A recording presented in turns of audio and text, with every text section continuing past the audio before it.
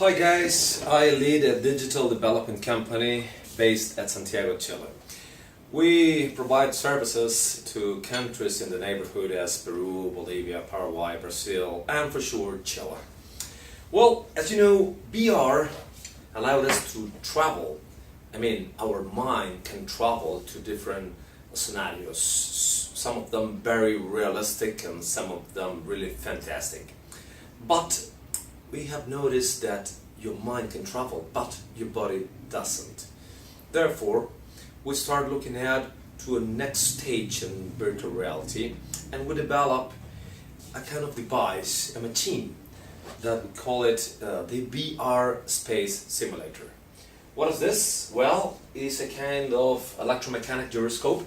It has two rings and a seat in the middle in which someone can sit and can make different movements that match with what they are seeing on the VR device, on her face, or his face.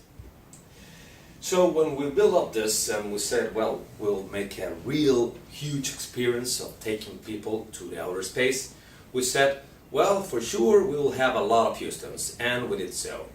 The first task was to match the experience in the machine to the experience that people were seeing on the screen. The 3D model we developed. To have this kind of sensation as if you were in the outer space and you start making twists. As most of us know, when you model something 3D in the computer, things sometimes look great. But when you place them on the cell phone, here and there we have some little trouble because of the graphics. So we had a cell phone working very hard, struggling to get a kind of image that allowed us to make this kind of trip to this outer space. And at the same time we asked it to switch the image to an outer screen, so our controller of the machine, the gyroscope controller, that in a way was our pilot of this space shuttle, can match the movements of the machine with the 3D animation.